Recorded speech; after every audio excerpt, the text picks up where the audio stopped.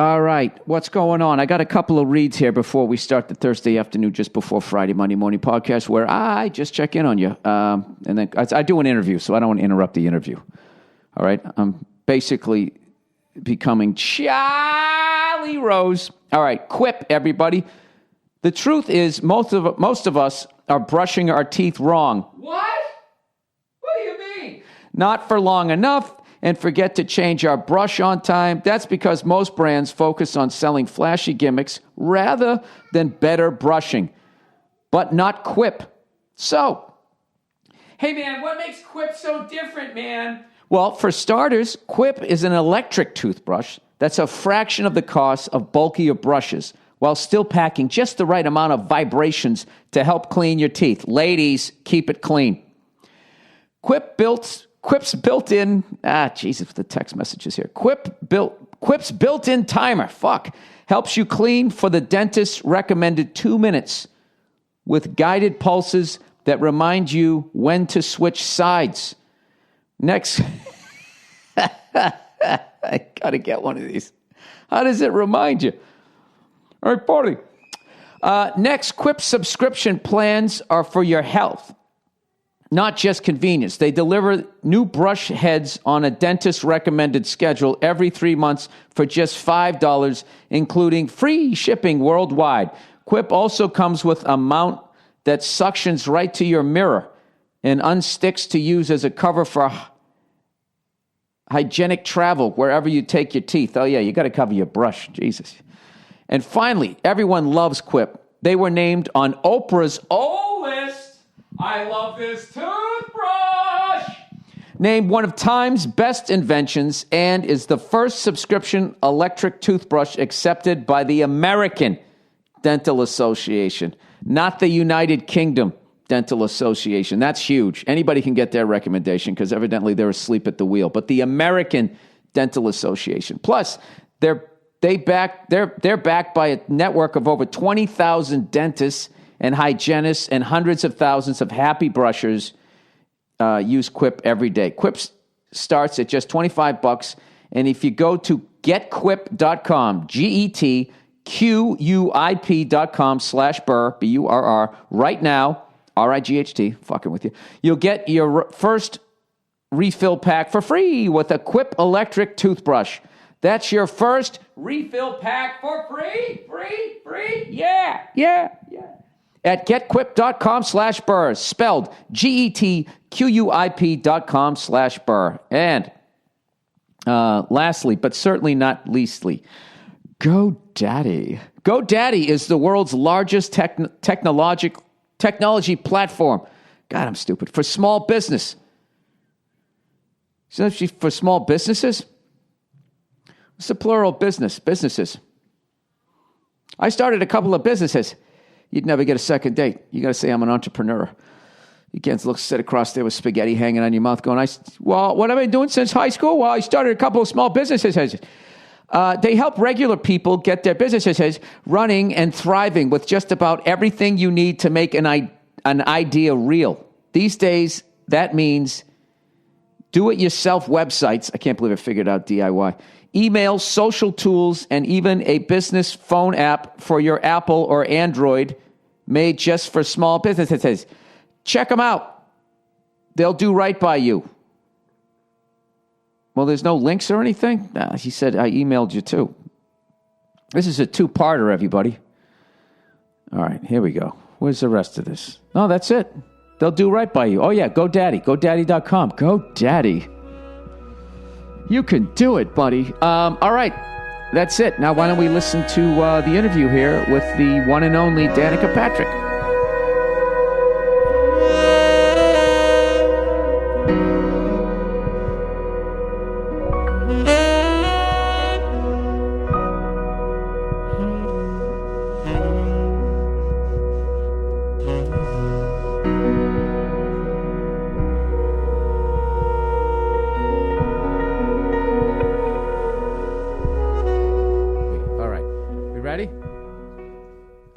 What's going on? It's Bill Burr, and it's time for the Thursday afternoon, just before Friday, Monday morning podcast, and I'm just checking in on you. Whose phone is that? Is that my phone? Believe it or not, I am at the Indianapolis Motor Speedway here in, what is it, Bloomington? No, Indianapolis, Indiana. And, Speedway, Indiana. Speedway, Indiana. And I have a very special guest, a lovely lady coming to the podcast, the one and only Danica Patrick. Thanks. What's going on? Just taking in the sights and sounds. Hey, I used to work in a dental office with my dad. By the way, lovely dentition. Oh. Right out of the gate. Fantastic. I don't know why.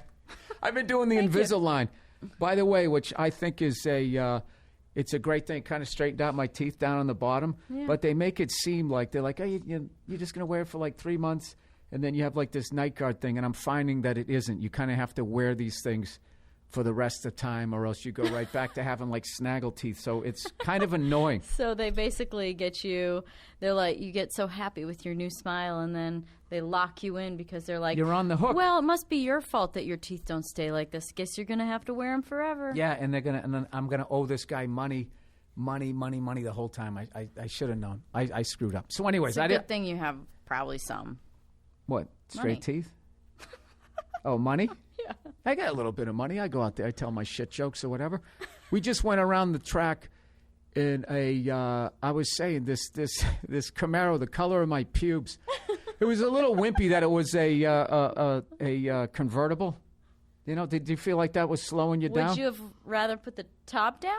Should we have done that? That would be great. We could put on some Jewel, Yeah, that's Sarah McLachlan, and just roll around Indy doing, 40 miles an hour. Yeah, I've done that one other time, and I was really nervous with the other person. But you have like this steely calm where you were cruising around, you just sort of like, I'm trying to make my stupid, I'm a dancing monkey. I'm trying to make my clown jokes, and you're just looking over like, Was it distracting? What? Was like riding distracting, as in you were sort of finding yourself like feeling and seeing and anticipating and getting nervous at any point, or were you just like rolling? Like there no was problem? A couple of times you came close to the wall, and I was feeling my face getting pulled in towards the wall. That I was kind of like, all right. I just kept thinking, she's done this a zillion times, and she has to work on Sunday, so she doesn't want to wreck this thing. And then I was, of course, also thinking there's really no roll bar. This is just sort of a very helmet. Very fancy rental car. Or very high quality seatbelts. Hey, how come in IndyCar, like I noticed this year in Formula One,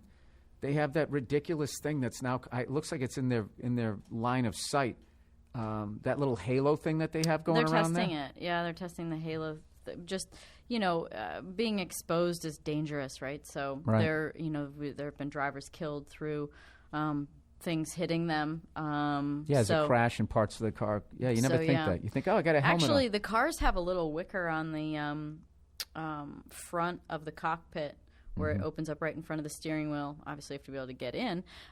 So it's clear. It's like a plexiglass piece. And that's what I'm looking through, basically, when I'm looking down the front straightaway, looking at cars just before I get into the corner. I'd say I maybe look a little past it to the left when I'm getting into the corner. But for the most part, I'm looking through it. And that thing gets so many, like, chips and bugs and all kinds of stuff. Like, I feel like I'm drunk by the end. I'm like, I can't see what's going on. What's the scariest thing, like, accident you've been in, and, like, you must have, at this point, as long as you've been doing it, had, like, a wheel or, like, I would just think of a lug nut going, 200 miles an hour coming at you. I mean, that's got to be terrifying. Let's see. My first accident in an IndyCar was really big. I ended up going in an ambulance to the hospital, like, full speed. And I kept asking the nurses if it looked bad. Apparently, I was obsessed with the idea of like, I'm alive, but it looked really gruesome. Cool. Yeah. And they reminded me that I'd asked them 3 times now, and so I didn't realize that because I was being a little forgetful. So when you said did it look bad? You're saying like, did you look bad? Like, are you all no? caught Did up? the accident look bad? Like, what's happened to the car? Did it look like catastrophic? Was it exciting? Was it, did it look bad? Did I put on a good show? Are you shocked I'm here? You know what I realized when I came here? I went to this race in 95 and 96, I was telling you. And, I'm not going to lie. You want to see an accident. You want to see it. It's probably really annoying. That's like somebody going to a comedy club and wanting to see somebody bomb. But what you don't realize is you think you want it to be right in front of you, because you're not thinking of the physics that, like, I saw a guy hit the wall right in front of me, just, with his tires, But it's just like he hit it there, and all the action was like immediately a quarter mile down the track. So you want it to happen like a half mile up the track or however far, if you're really going to see all of the action. I feel bad saying that to you, but I did. You want to see an amazing race. You want to see some when passing. I'm watching a race, I want to see accidents too. It's Yeah. exciting. It's. That's why I used to watch Chips back in the day. It wasn't for the banter between Ponch and John. It was for like that giant pileup. I'm probably dating myself. You probably don't even remember that show. I think that show came out probably before you were born. It is a little too old, but I have heard of it. You know what's great about that is they'd always have like these freeway pileups, and that would go on for like a minute, and then in the end there was always the guy that somehow got air and went over the top of it. And if you listen to the sound effects, he was still on the gas pedal, which was the funniest. You'd think he'd hit the brakes at that point. In the air? Yeah, he was in the air. You know what I had to end up learning with stock car racing, because I did that for 7 years, was that the best thing to do if you were spinning out or anything was happening was just mat it. Keep the wheels straight and keep it floored. Is that what mat it means? Oh, mat it. Put it down to the floor. Put it down. Pedal to the metal. Yeah. What is that like when you're driving that fast? Everybody's spinning out. All you see is smoke, and you just hope you're hitting the hole. Yeah. I mean, it's like poke and hope. You know, you're just hoping that they clear away in the right. They're like, when cars crash, especially stock cars, and when there's lots of them, because the pileups in stock car racing tend to be a little bit bigger than in Indy car racing. Mm-hmm. But either way, generally the cars, you don't know where they're going to go. They're like footballs bouncing. You throw it and it hits the ground and you're like, God, which way is it going to go? That's how it feels when you're like trying to decide where to go based on the car. Like there was a car that crashed in front of me in practice and it hit the right outside wall on the right, and then I wasn't sure if it was like gonna cut across the track somehow right in front of me, so I just kind of waited, and then as soon as you think you're clear, you just gun it and you just get by them as quickly as you can. Now if they had you mic'd up, if I heard you on TV, are you just going fuck? Actually, that's exactly what I'm thinking before anything happens is fuck. It is. Hey, so what's the most, I'm going to just jump around here, as far as like, I know you probably got a lot of shit for being a woman, in this, this is the guys, was stock car, was they, I'm just picturing them being more sexist because I'm a northerner probably. Yeah. Like when you showed up where they were like, what are you going to do here, darling? You going to ride around in the pace car? Did you get a lot of that? I did get people that said to me like, how are you going to handle these big cars, And I'm like, a lot easier because they have power steering. Yeah. Plus they're hot, but they're not harder to drive physically. They're much less physical to drive. Was it like one of those Hollywood movies? Did some guy like say a bunch of sexist stuff to you and then you beat him and then in the end he had to walk up and be like, if someone said a bunch of sexist stuff to me, I think you're all right. I would beat him. You would? In some way. Maybe verbally. But probably start verbally. And then I don't think it would escalate to anything physical, but I would verbally abuse them. Now, did that ever happen? Maybe. I don't want you to name names. Yeah, I'm not going to talk about. Do you remember a quote? No, I'm just kidding. Do you remember a quote? What did you say? Well, I do remember there was a quote a long time back from, you've got an F1 hat on. Bernie Ecclestone said that women should be wearing like white like appliances and be in the kitchen or something like that. Oh, he said that? Yeah, how stupid. I wonder if he's happily married. It's kind of funny. It's always. I think all that stuff's funny, but what it does is again, it creates drama. It creates drama. Then you go out and you beat the person, and you prove them wrong. Right. I don't really take it that personally. I just don't. It's interesting. It creates some drama and something to talk about, but I don't take it personally. So now you're gonna, and I'm really jealous about this. Is you're gonna retire? I think that's awesome. Yes. I know. I think it's awesome too. I'm super excited. I'm like. I don't know how it feels for you when you walk out on stage or for you do this with me, or I don't know how you feel when you interview somebody, but like I'm just excited to be gone from that stress. Like right. I'm excited to have I'm excited for less polarizing sort of emotions of so happy and so scared or so mad or so sad. Yeah, but you can die doing what you do. Like my job's the most fun job ever. It's just getting there. Because all I think is if I retired, I would never go to LAX ever again. And that's amazing, right? I would never have to connect through Heathrow, which is one of the worst experiences I ever had. I had to get off, go get my bag that I checked, and then like get on a bus. There was like 3 forms of transportation to get to the whole other side of the airport. And I just ever since then I was just like, I'm never. Why do they kiss? Why do they kiss? We're right on the finish line. There's these tourists. They're kissing. That's the thing you do after you win the race is kiss the bricks. Oh, you do? Yeah. I don't. Everybody's looking at it, and then watch. He's going to walk across it. He went to the men's room today. Oh, people autograph it too. They're probably autographing it right now. Oh, you can sign it? I guess. You guys just wear it off after like 3 laps? Yeah, really. And they leave with the dream that it's still there? Someday, if you ever go to that race, you're going to see my name right down there. So, yeah. Danica, she ran over my name. How often do you, beat yourself up after races? Or would you, I should say? Yeah, every one of them, for the most part. Yeah. I mean, you're always thinking about what you could have done better. I feel like that's the nature of a competitive mind, of someone very driven. Like, I'm not just... What's the worst as far as racing goes? I would think you're leading with, 2 laps to go, and then somebody gets around you. You run out of gas. Running out of gas is not your fault, really. So I would say that's the lesser of them. Unless they told you to save fuel. Where does the gas guy go? When you run out of gas, does he just leave the whole... Does he immediately get fired? I mean, I feel like I could do that job. If he's short-fueled and, pulled the fueling hose out too soon and didn't get it full, something like that, it would be him. Now, if it was your engineers not putting enough in or not taking into account what was going on and not telling you to save more, then it was them. If they told you to save fuel and you didn't, then it was you. So it could be a series of I'm starting to understand what after the race is like. It's like, all right, there's a giant finger. Where are we going to point it? A little bit, yeah, little bit. And I think there's always, given the fact that the driver has the most amount of decisions to make come race time with passing and restarts and nailing pit stops, getting into your pit box well, getting out of it, all pit out, just you name it. Like, there's so many different things. The driver has the most amount of things that could be their fault. I would say that generally before the race, it's probably a little bit more on the team, preparing the car and then, of course, working on it, engineering it, and making sure the changes are good and getting the balance right for race day and anticipating the weather conditions and, how that'll affect the car aerodynamically. So those decisions become theirs, but then in the race, the driver has a little bit more weight on the shoulders. What would you have to do in the pit crew to get fired? How many times can you screw up? So that guy short fuels you, right?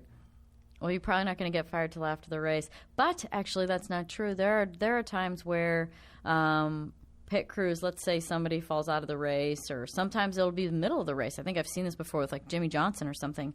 They'll swap pit crews in the middle of the race and just be like, you know what? We need your pit crew. You can take ours. Really? Yeah. Wait, they switch with different drivers? Different guys changing the tires for a different driver. Doesn't matter. Tires are tires. So right? So anytime I watch a race, if I see somebody run out of gas, the fuel guy's fired. If it's his fault. Probably not, but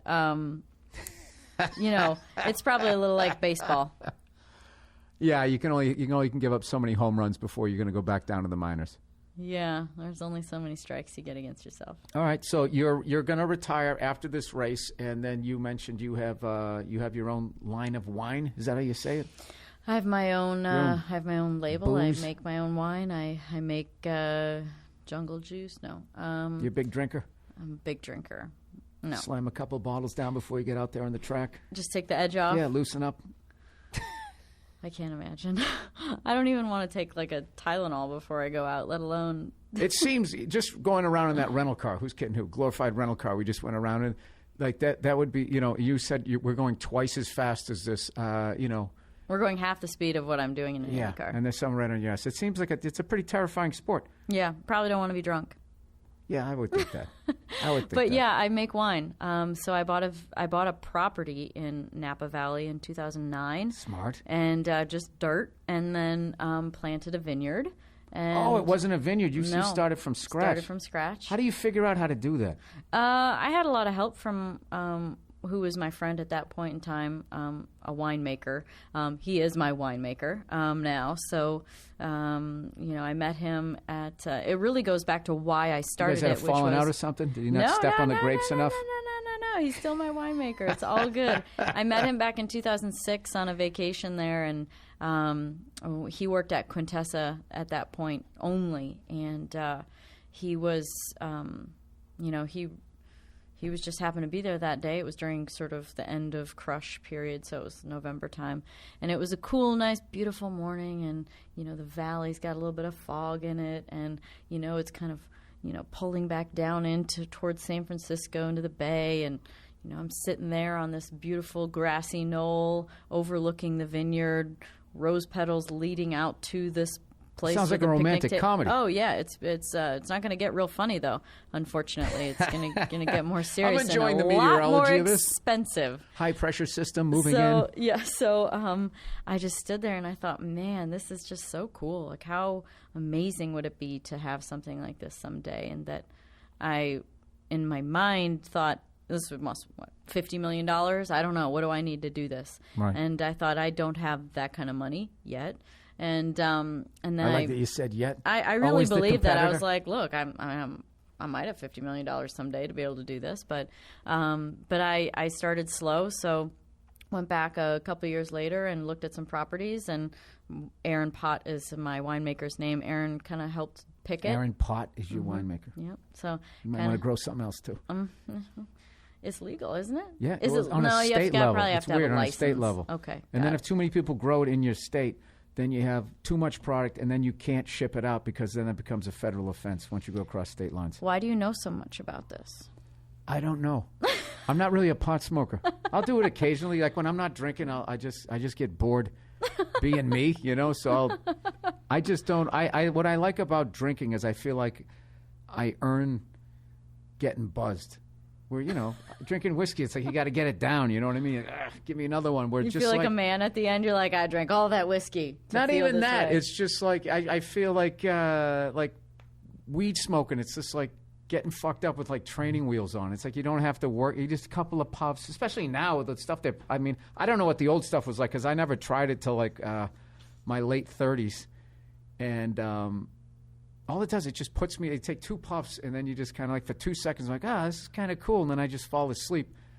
Where booze, it's I don't a little bit of a slower process. You can kind of enjoy the growing, the escalation of the buzz to. And I also know where it's going. I know, okay, it's a little more controllable. If I have 3 of these, I know kind of where I'm going to be at, how fast I drink them. And it's not like you take one sip and that's one. It's the whole drink. You have many, many sips of enjoyment. You can have a whole conversation instead We're of on the like same page here. puff, I puff, love this. pass, and then all of a sudden you're like, well, wait. Yeah, you're seeing stuff now. It's too. And you just sit there. I remember from high school, basing out, right? Isn't that what it's called? I don't know what it's called. I thought basing was smoking like coke. All I know is I got a buddy of mine. I don't know anything about drugs. I've never done drugs. Yeah, no. You can tell. You can tell. You still got the glow. Look at me. I look like a curmudgeon. I got a buddy of mine. He's like he's a year older than me, and he actually kind of stopped smoking weed because he's just like, dude, I miss the old stuff. You know what I mean? You just sort of smoked it. You felt all right. He goes, now it's just like you take 2 hits, you're like tripping.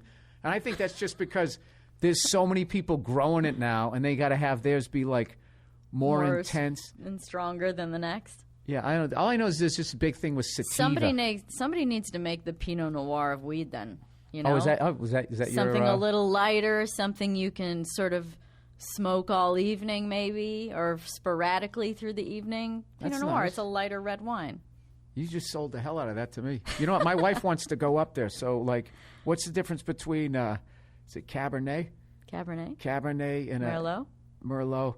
Well, you know who ruined Merlot? It was that guy who played Pig Vomit in the Howard Stern movie. I can never remember people's names. I don't remember a fellow named Pig Vomit. He had the same name as the guy who ran a league. I can't remember his name. But remember he was in that movie. He's like, I am not drinking Merlot. Oh, Sideways. Yeah. I don't remember their names. There's Paul Giovanni. Paul Giovanni, yeah. Okay. So everybody who didn't know shit about wine like me, I was thinking like, oh, Merlot's like this. That's like and drinking he's like, out I'm of not drinking any fucking Merlot. Yeah. So and for then the Merlot longest went time, down. It literally affected sales of Merlot. And Pinot Noir went up. What is you like a Pinot? I make a cab, and then we decided last year to use the cab to make a rosé, which turned out amazing. We sold out of that really fast. So luckily we're going to be able to make more next year than we did this year. And then I have a Sauvignon Blanc coming out as well that I purchased grapes for that one from Knights Valley. So. And what's the name of your wine? It's a Latin word. So every time I say it for the first time, people are like, remember what? But it's not that hard. It's the name of the wine is called Somnium, which means dream in Latin. Because I told you about my little dream about like having owning something like Quintessa someday, right? Something like it. I'd love to have a winery and I'd love to be able to do this whole experience and own it and make it, and yeah, it was my dream. And so it's a Latin word for dream. So like insomnia or yeah, I get it. Yeah, dream. You're making me want to buy a winery. Well, you can just pop by mine and, we'll be It happy to sounds ship great. to you whenever you like. Maybe I'll just do it in my backyard. I'll have a couple of bushes of grapes, and I'll just make my own wine. I'll just sit out there and I'll just podcast. I got to figure out a way where I don't have to go to the fucking airport every 6 days. There's got to be some me. kind of technology where you can see someone somewhere else I know. and talk to them. I know, but you can't do that. Well, we Would couldn't be have like ridden be around like a Indianapolis hologram? Motor Speedway at half race pace if you weren't here. So Yeah. if you want the experiences and you want the connection, I appreciate you going the extra. Wait, Mile? Then I didn't. I'm horrible at math. I don't know, the extra 1,200 miles. There you go.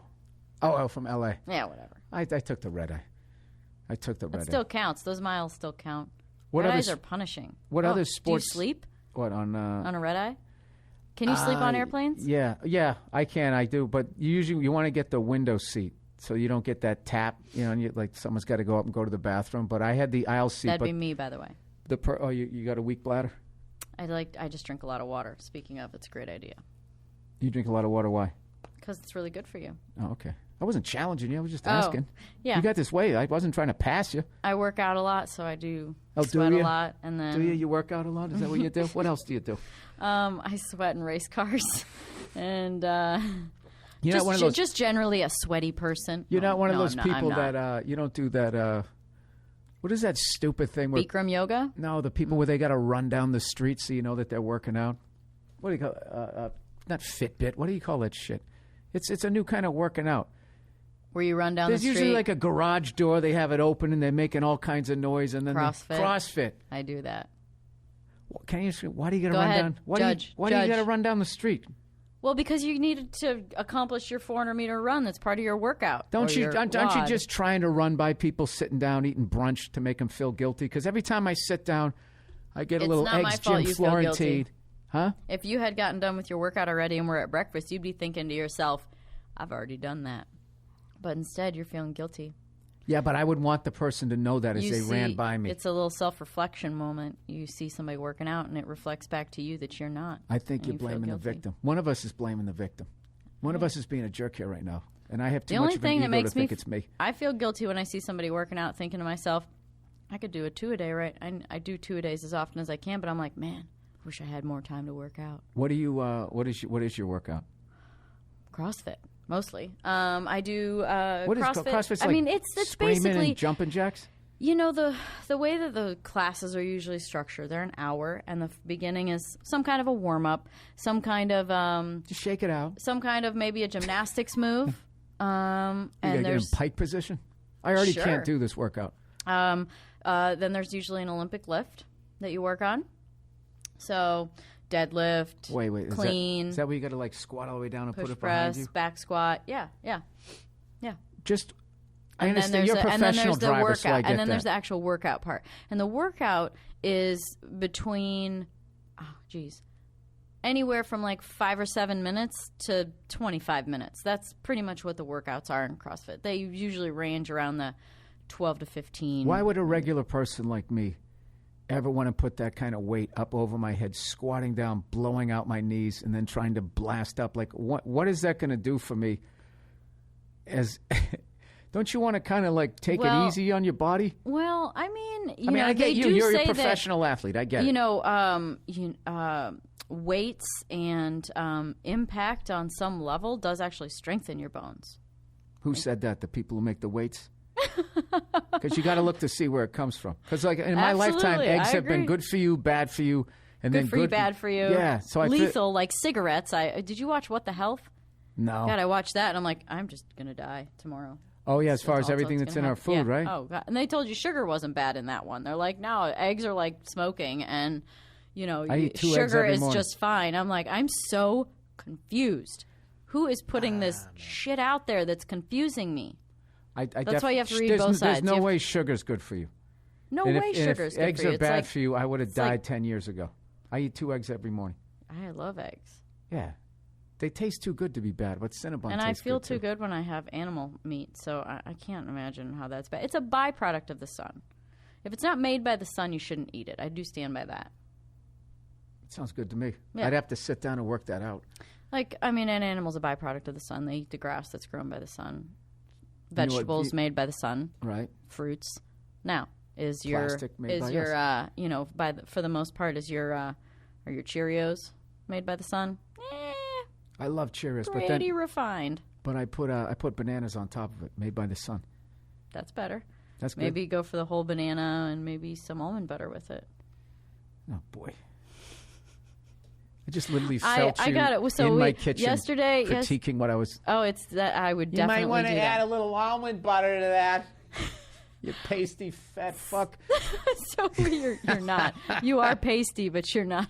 You're not the other Oh, one. because I'm turning 50 next month, so I said at least I gotta get myself in good shape here. You look good. You look like you're in shape. So don't. You know what? You said you look good, and then you looked away. You went, you look good, and you just sort of looked down. You don't have I to. looked down and I was like, you look good.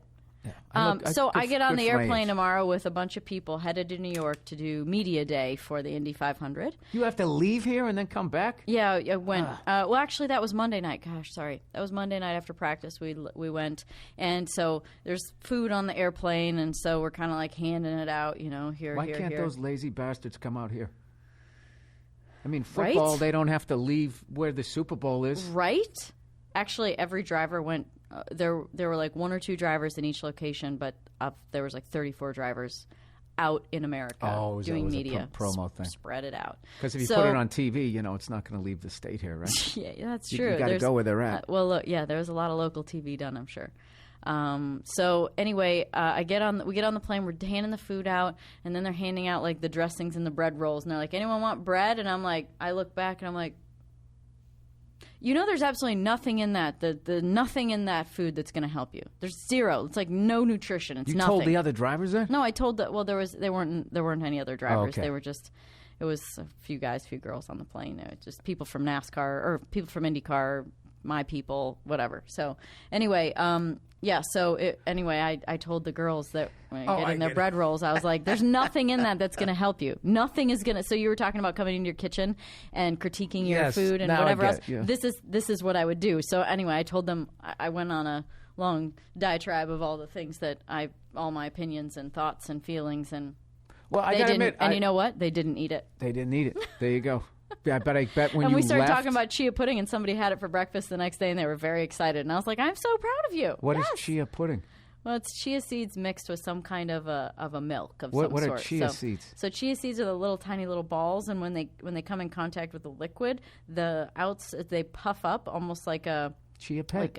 Like chia pet, but like I'm trying to think of Popcorn. tapioca kind of thing, where they get like a little gel membrane around the outside of the seed, and so it becomes more like pudding. I just felt like I was on the $10,000 pyramid, and you give me all these clues, and I wasn't going to guess. Okay, this thing, it kind of makes itself bigger. Pass. You just add Is it a grain? liquid, and it's not a grain. It's That a seed. sounds absolutely disgusting. Chia Pudding is seeds. gross in chia general. seeds. I hate pudding. It's like it was going to be something, and it quit halfway before it got there. It just feels like I don't It know. is kind of boring until you put stuff with it, like fruits and granola and crunchy things. I'm a big fan of the. Obviously, my life is filled with just dualities of super stressful, super relaxed. Like there's me meditating, and then there's me going 235 miles an hour. And then, like food wise, I like sweet and salty combined, crunchy, creamy combined. I hate so, that. Yeah, you hate that. That well, salt in the ice you cream would fucking drives me nuts. I was telling this story the other day. I you was in- wouldn't want like a salted caramel ice cream. What's No. wrong with you? No, and I don't want like a candy Survey bar. says who would want a salted ice cream? What do we got Salted in the caramel crew? ice cream. Yeah, Ah, exactly. It's just because they like you. Well, No, you know what it is? It's because I'm going to give them salted ice cream. Salted. caramel ice cream. It's part of that's like a generation gap thing. Like I went in to get an ice cream the other day. I was in San Francisco, and it's one of these artisan places. Oh, sure, like pistachio, goat cheese, whatever. Yeah, they had chocolate rose petal or something. I was like, what happened to just chocolate? What is that? There's no way they put rose petals in there. That's got to be some. Yeah, they do. They have rose water mist and all kinds of things. You can extract the oil from rose petals. It's very expensive, so I bet it was the most expensive one. So anyways, did you pick it? No, I ordered mint chocolate chip. I go, do you just have mint chocolate chip? And they go, no, it's not in season. Right? Yeah, it's like you it's not in season. Yeah, you're making ice cream here. You're killing people. Anybody that's ever grown mint knows that never dies. Oh, so it's always in season. Well, it's a weed. It might as well be a weed. I went over to Mint's Walgreens. And I'm pretty sure chocolate chips don't even have a season there other go. than all the time. See, I needed you there for your knowledge and a little earpiece to say that to him. So I just went to Walgreens, and I walked in, and they had a pint of the mint stuff, and I just bought that. And the thing what killed me was I didn't want to eat the whole pint. But now I had to because I bought it, And I was taught not to waste by my mama. I'm with you. I don't like to waste food either. It was really killing me to leave food on the airplane last night, and I was like, maybe I'll eat the salad. Never mind. I'll just leave it. You just give it to the drug dogs as you walk out of the airport. That's what I do. Oh, I pet them. That's what I do. They still scare the shit out of me. I don't have any drugs on me, so I'm confident that I can go pet them. I don't either, but what if the dog's having a bad day? What if it was it messed up? Then all of a sudden it starts staring at you, whatever the hell it does. Well, when it's really mad, it won't stare at you.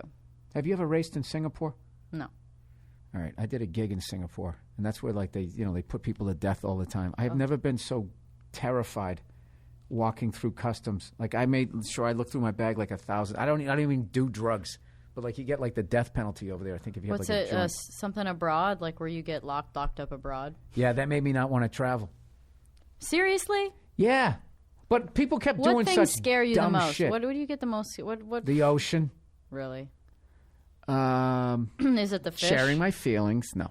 The ocean. Let's dive deeper. I would say, the ocean. The ocean is my number one fear. Falling overboard and just sitting there without a sharp object where I could just stab myself in the neck before the sharks get there. And then kind of go under and bleed out real fast. Well, yeah, because I was sitting there looking at like... Salt would sting. At Hawaii... Well, I mean, I don't think it would sting as much as a tiger shark because they come up and they take a bite out of you to see if you're edible because they're like, what the fuck kind of fish is that? And then they take a bite out of you like, it wasn't that bad. Kind of out here in the middle of nowhere, all right. I think I'll go back in for the second. And you're just sitting there and your head's above the water. It takes 3 bites to know if you don't want to eat something. So it does. I can see what you're saying here. Yeah. No, it's absolutely. So you're scared of sharks. I'm scared of sharks. I'm scared of that aloneness. Of just being out there. So when you so do you not like being alone, period? Like, are you one of those people that's always got to have a buddy around? No, I'm a total loner. I love being alone. I like drinking alone. That's cool. Yeah. Cool, I guess. No? I actually drink alone. You know what? I drank alone by myself after qualifying. I had a good qualifying weekend, come back. It's been 7 years. I qualified 7th. Like, I was pretty good. So I go home, and everybody wanted to go out doing stuff. And I'm like, I just, no. And I tried to see if somebody wanted to go, and then they didn't text me back. So I was like, you know what? So I sat by myself and drank a glass of my own Somnium wine. Yeah. And then I said to my parents afterwards, because I'm staying at my parents' house. So, which is just funny. I said, hey, I took some of your wine, but I did one that I took one at least that I could replace for you. So that's cool. I drank alone. I know the feeling. Sometimes it's just nice. relaxing. It's nice. It gets a little weird when you go to the second glass. I'm not going to lie to you. Yeah, you're kind of like, wait, what am I doing this for? You start feeling like you're in Barfly. My buddy DeRosa was telling me that. He goes, I love drinking alone. Joe DeRosa made it okay. So if he's listening, I want to thank him. But getting back to my diet, I didn't get to tell you. This guy Dean Del Rey, you should have seen him like maybe 3 years ago. He looked like he had been like the stereotypical like a cop. That's what he looked like. Like he'd been just sitting in a cruiser eating bad food, tacos and donuts and all of that. And he got diagnosed as having like the diabetes that you can get rid of, whatever type that is. And he just a good one. Yeah, he went on like this. Like he actually listened to the doctor. He read up on nutrition, and he lost all of this weight. He doesn't even look like the same person. He went from like almost 200 pounds, and he's a little shorter than I am. I'm almost 5'10". Sometimes I lie. I lie on my driver's license because I'm 5'9 3/4. I got to bump it up, right? That's okay. I'm 5'1.5", and I'd write that if I could. Yeah. What do you say on your driver's 5'2". license? 5'1", I think it says. You I'd rather be, if I'm going to be short, might as well be real short. Go ahead. All right, I'll say 5. So he looks better. He lost a bunch of weight. He looks amazing, and then now he's And? gotten a bunch of us comics on the diet. So every morning I'll have like steel cut oats, and then a couple eggs over easy, which evidently are going to kill me. Then in between I'll have like Ezekiel toast, which is the devil, is the way it tastes, but you just put almond butter on it, and that's all right. And then quinoa. Quinoa is the shit. Quinoa. How you say it? Quinoa? Quinoa. I used to say nuclear. Quinoa. I say the all the mother letters. of grains. It has a lot of protein and fiber in it. It's actually a seed. It's not a grain. You want $5? Because I read it on. Let's look it up. Okay. What do you say? Look it up. Tell me. I want to know because I think it's a seed. In my diet, I am Isn't everything a dairy-free, seed? I don't know what grain-free, the fuck it is. gluten-free, bean-free, and so if this turns out to be a seed and not a grain, I don't know. even though I'm it's probably called wrong. the mother of grains. Oh, it is? Yeah. Listen, once Do you a just podcast, want to give me the $5 no, now? Once a podcast, I make a complete ass of myself, and I think that this is going to be it. Okay. Well, we've got like 6 people in here. They can probably look up whether or not quinoa is a grain or a seed. What's the verdict? It's a seed? Bam! Oh my $5, God. Danica Patrick. Woo! I'll don't take even that have in any- crisp singles. I swear to God, somebody give me some milk here that I can drink for that victory. Look at that. No way. I just blew your mind. I wish you guys could You see the look on her bring it face over. right I need now. I proof. love it. I need to see it. I love it. What the hell? Hey, the proof's in the pudding. That's a callback, sweetheart. Quinoa, seed or grain. Quinoa is a seed that harvested from the species of a plant called goosefoot. It's officially a seed and part of a group of pseudo cereals, making it neither a cereal nor a grain, and a good more name for a closely band. related to spinach and beets than to cereals or grains. Holy shit! There you go. That's it. I'm going to have a. Mind blown. I'm back on the train. I mean, look. I think you need a glass of wine right now. Oh my God, I do. I need a glass of wine and some, the Pinot Noir of marijuana. Apparently, I got to be honest with you. I think I've been doing this podcast for coming up on 11 years. I think this is the first time anybody's ever learned anything. This is like a legendary moment. I know you have. when before this airs, can you like lay in some triumphant music in the background and there's no production quality to this. This is all this is. Well, listen, I know you have to get back to racing. I cannot even begin to tell you what as far as like a fan of racing, like what a thrill that was. Every time we went down the straightaway and I saw whatever you call that thing where they show the leaders and all that, the tree there. I mean, this is it's incredible. Thank you so much for doing that. I'm definitely going to get some of your wine. Can people, you got a website where they can order it? Yeah, somniumwine.com. Yep. You got to spell it for my listeners. SOMNIUM. It's phonetic. It's just a weird word. Okay. Somnium. You really didn't spell it for them. In fact, actually, on the front of the bottle, there is the breakdown, like syllable by syllable, is underneath the word, so that people can pronounce it. I'm definitely going to get some of that. And what should I go with? What do you think? Get the Pinot? It's Cab. Get the No, Cab? I don't make a Pinot. no, I don't really like Pinot, actually. Okay. All I right. mean, I'll it's get the fine, Cab and I'll but- get the Rosé because I love a Rosé. Yeah, and the Sauvignon Blanc. Round it all off. You've got summer, spring, and fall and winter covered. I'll drink them all by myself in my hotel room tonight. All right. Danica Patrick, everybody, about to retire, driving her last race. I'm so happy for you. That you're doing what you want to do. Thank you. Yeah, that's awesome. I got relaxed listening to your retirement Don't forget plan. hosting the ESPYs, and I'm scared. hosting the ESPYs. You told me all the keys to the kingdom for that one. Yeah, having never hosted an award show. You said make sure you drink before you go out there. Take a shot but of not for something. camera, for yourself. Yeah, take a shot of Jameson. So if I fall or if I just completely lose my train of thought, basically if I end up saying "boom goes the dynamite," it's because I'm drunk. There you go. Just relax, smile, have a good time, make fun of yourself. If a joke bombs, make fun of the fact that it bombed. Just be in the moment. You're going to be great. You're going to be great. Thank you. And at some point, I hope me and my wife can get up. What is the name of the wine? I'm a booze guy. What is the wine place? Somnium? No. Napa Valley. Napa Valley. That's where the wine is, everybody. All right, thank you for listening to the podcast. Hang in there. We got a little music here, and then we'll have a half-hour greatest hits from a Thursday afternoon just before Friday, Monday morning podcast earlier in my life.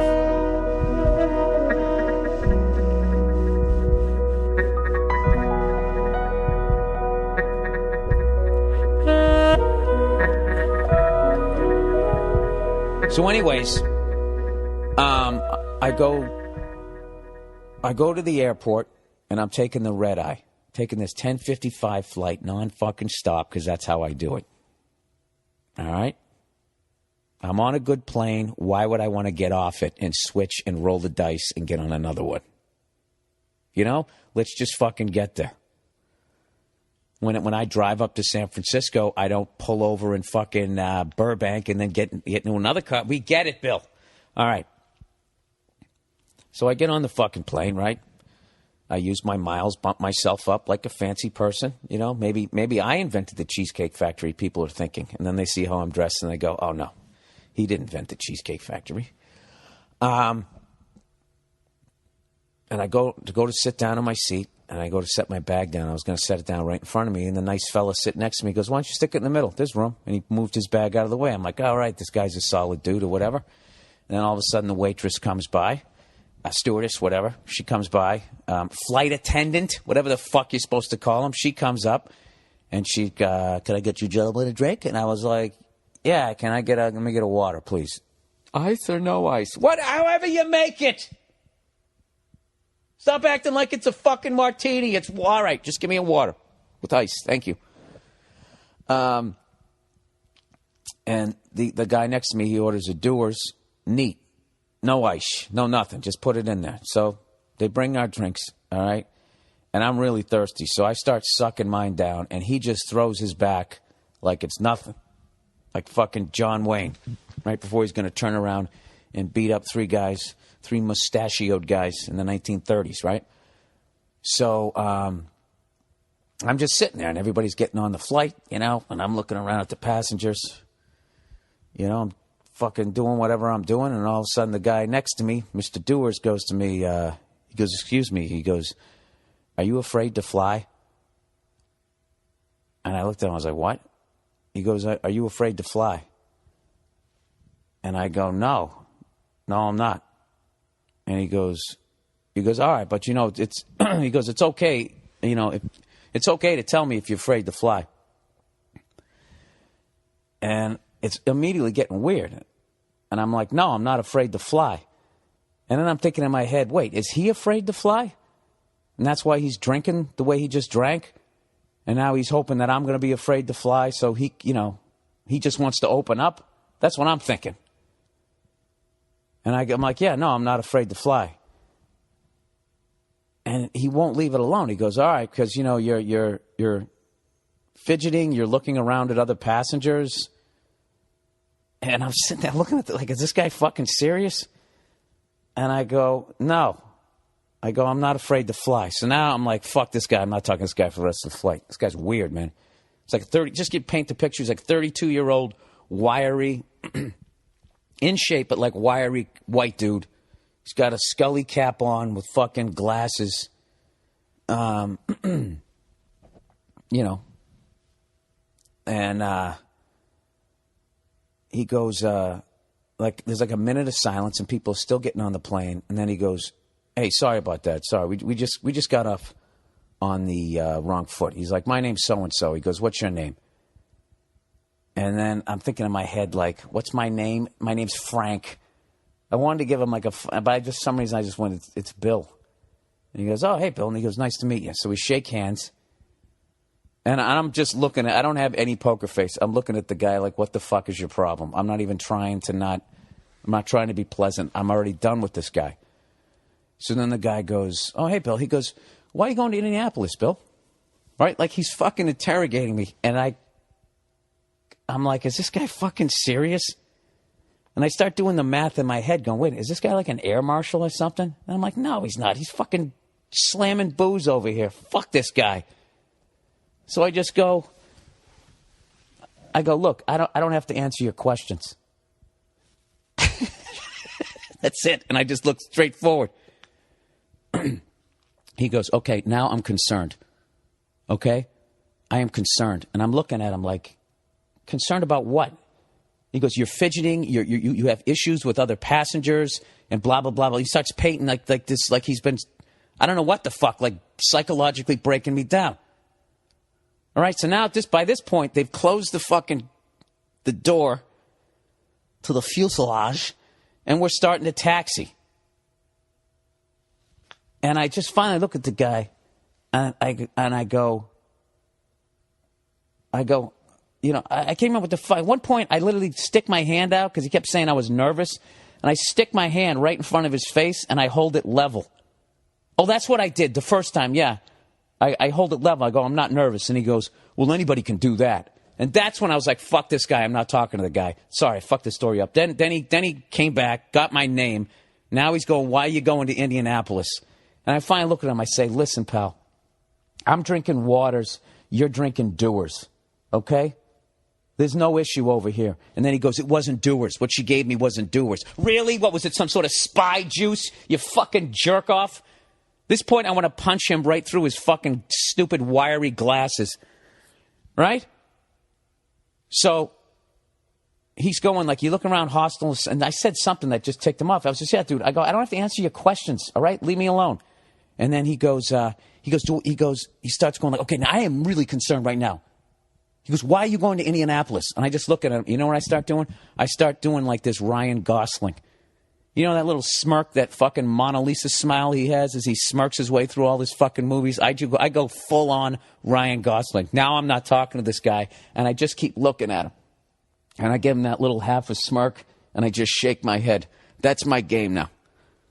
This is my game. It's like if you're going to be a dick right now with your fucking delusional authority, right? That you're going to, like, we're in fucking Guantanamo and you're going to waterboard me.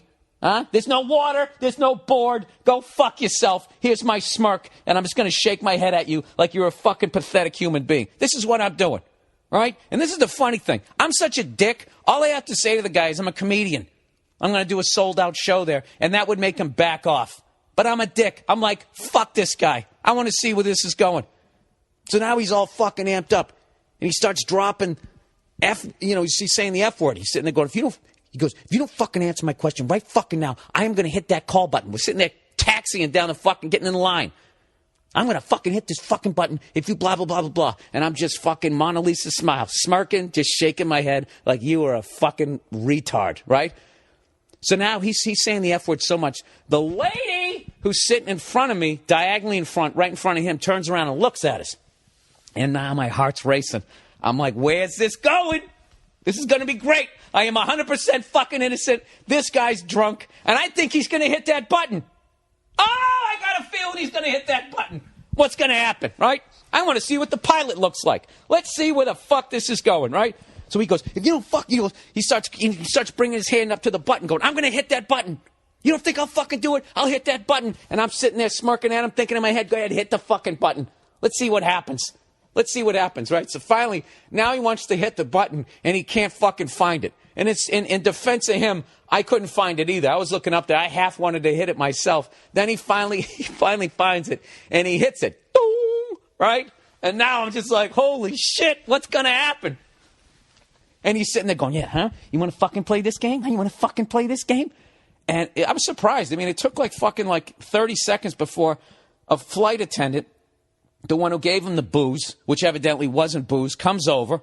And at this point, we're like doing that shit where we're behind a plane. We're almost ready to take off. Like we're pulling up and then stopping, pulling up and then stopping as planes are taking off. So she goes, yeah, what's the problem over here? And he goes, I'm not comfortable to fly with this guy. This guy, he's fidgeting. He's looking around at other fucking people, blah, blah, blah, blah. He's doing all this thing, right? And then the stewardess looks at me, and I'm just sitting there fucking, my little smirk, just shaking my head. And I'm just looking at the dude, just shaking my head like this guy's out of his fucking mind. I don't say a word. And this guy goes on and on and on about his fucking psychobabble about how I'm this security risk. So she goes, okay, any other passengers? Have you noticed anything? She's talking to everybody first class at this point. Has anybody noticed anything odd about this guy? And the lady who was sitting right in front of the dude diagonally from me turns around, she goes, yeah, I've been listening to this guy berating this other passenger. She's on my side. And I haven't said a fucking word. This is great. And I'm just sitting there smirking. Then the stewardess looks at me, and I shrug my shoulders like, I don't know what to tell you. So finally she said, sir, do you have anything to add to this? And I just said, look, I'm just a guy trying to go to Indianapolis. This guy over here, he starts slamming his doors. I kind of felt like a rat when I said that. I go, he's slamming his doors. Next thing you know, he's dropping the F-bomb to me. Then I'm thinking, oh, fuck. I just said bomb, right? Fortunately, nothing happens. So now the male stewardess comes over, right? Now he's going like, what's going on? And the captain of now at this point, we've pulled over and the plane has stopped. 250 people trying to get to Indianapolis, and jerk off over here who can't hold his fucking alcohol, who just watched Person of Interest I guess, evidently. I have no fucking idea. Now the plane is stopped. This fucking jerk off has stopped the plane, interrogating a goddamn comedian like I'm in the fucking Taliban and like he works for the CIA, right? So now we're just sitting there. And the captain is up front in the plane, like, saying to the stewardess, basically relaying, do I really have to fucking come back there? This is the last flight of the night. Is there really a goddamn problem? And that was the vibe. And they finally said to the douche sitting next to me, are you going to be okay to fly with him? And at that point, it appeased his fucking ego that he was somehow in control. And he goes like, you know what? Okay, it's fine. It's fine. It'll be fine. It'll be fine. So they go, okay. So now the plane's going again. And now we fucking come around, and he's sitting there he's in my ear. And at this point, I am like the fucking laugh you hear me do on the podcast. That's what I'm doing. And he's sitting there going, he goes, you know what? I'm glad you, I hope you fucking do. I hope you fucking try something. I hope you fucking try something when we're up there. I really hope you fucking try something. And I'm just fucking like gut busting, laughing, shaking. Like, what are you going to fucking do to me? What are you going to do to me? Huh? You going to punch me in the face, you fucking wiry jackass? With your fucking glasses on? You know? That's a federal offense. You're going to go to jail if you do that or something. I don't know what, right? So I'm just sitting there fucking laughing at the guy going, I actually, at one point, I put my fucking little eye pillow thing on, you know, like I'm going to sleep. Oh, I had that out too when the stewardess was talking to me. I was like putting it on as this total mind fuck. Like, I don't know what this guy is. I'm just trying to go to Indianapolis. I'm going to sleep. And so I got my fucking eye thing on, right? As he's sitting there threatening me. I was going total passive aggressive. It's like, dude, I'm so not concerned with you. I'm literally putting a blindfold on. All right? So this fucking guy, he starts going. He goes, you think you fucking won this? You think you fucking won this? He goes, you know my dad is? My dad, he started saying his dad's some major CEO in Indianapolis. Doesn't it sound like a fucking made-up story? I swear to God, this is all true. He goes, my dad is a major CEO in Indianapolis, and I will have you fucking arrested. And the lady turns around again. I will have you fucking arrested the second we get on the ground. I'm thinking, like, for what? For what? Sitting here? You fucking loser. Learn how to hold your alcohol. All right? And he starts describing the view that I'm going to have when I go to jail, like some fucking Law and Order episode. Oh, you're going to love it. You'll be able to see Lucas Oil Field and blah, blah, blah, blah, blah. And I'm just sitting there cracking up, laughing. And then there's this pause, right? And I'm thinking, he finally shut the fuck up. It's like a 3-4 minute pause. He finally just gave up because I wasn't giving him anything. I was just laughing and shaking my head. I was being a dick to him. I was, because I was enjoying it. And then there was like a 3-minute pause. And then all of a sudden he just goes, why are you going to Indianapolis, Bill?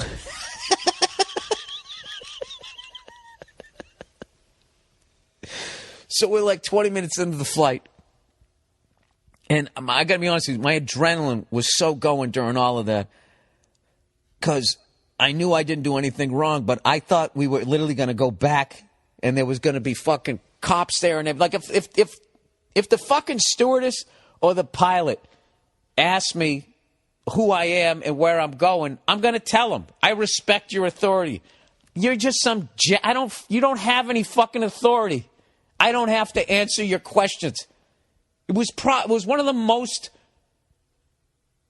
fun experiences I've ever had with another human being. Like when somebody thinks that they have power and you know they don't, and all they can do is just keep bluffing and raising their voice and start cursing at you. And if you just start laughing at them, the look on their face is fucking priceless. So the last thing he said, why are you going to Indianapolis, Bill? Right? And I fucking started howling, just fucking holding my stomach, shaking my head, and with my fucking eye pillow thing on, right? And I know I'm going to get a ton of shit that I wear one of those. They're fucking underrated. Get the one at Brookstone where it's literally a pillow. I'm telling you, you could fall asleep 12 noon facing the sun. It's awesome. So anyways, like after he asked me what where you going, Bill? There was like a 10-minute, probably 10 minutes had gone by, and I can't fucking sleep because it's so funny to me, and I can't wait to tell the story to every comic I know. I can't wait to try it on stage to see if it's funny or whatever. So finally I just fuck it. Maybe I'll just get on my computer, and I bring up my eye pillow, and I got to look at the guy because I know he's fucking staring at me, waiting for me to do something, right? So I lift it up. I get my fucking Mona Lisa smile going, and I look over at the guy, and dude, he is fucking passed out. He looked like he got shot. He was sitting there like his head was just hanging straight down, and anytime the plane moved, like his head was, he looked like he got knocked out. And for the rest of the fucking flight, old fucking, what's Matt Damon's character's name? Jack Ryan. Old fucking Jack Ryan over here is just, the sky marshal, the fucking booze bag, and God knows what else he was on. He was just completely out, passed out for the rest of the fucking flight. And this is how much a dick I am. I was having so much fun with this guy. I can't sleep. So I start slamming waters because I want to have to get up and take a piss just to see if this guy's going to freak out because this security risk is getting up. And the joke was on me. He never regained consciousness. And then I really had to take a piss, but I'm such a stubborn fuck. I was holding it because I wanted to make sure he was awake when I got up, because I was going to give him a little smirk, and then I was going to get up see if he hit the call button again. But he didn't. He didn't wake up till we hit the ground. And then it's funny. Then he woke up, and it was like 4 hours later, so now he had kind of slept off whatever the fuck this guy was on. And I'm sitting there smirking, waiting for the guy to start talking to me. He won't look at me. And I think at that point he kind of fucking realized that maybe he got a little too patriotic. So we stop at the gate and everything, and we're going to get up. So I grab my shit, I get up, and I'm just kind of looking at him, and he won't look at me. And then the lady who was sitting in front of me had this big smile on her face. She goes, how you doing? And I went, good. I go, that was an interesting one. And I said it really loud so the guy heard, and he didn't say anything. And this is what he did to try to save face. His pillow was kind of stuck behind his shoulder in like a weird place. So he was frustrated with it. So he ripped it out from behind him and kind of threw it down on the floor and went, ugh, like he tried to do some caveman grunt to try to still have some sort of, I don't know what. So that was my flight to Indianapolis, people. You know what? How far into the fucking podcast are we? That was a long fucking story.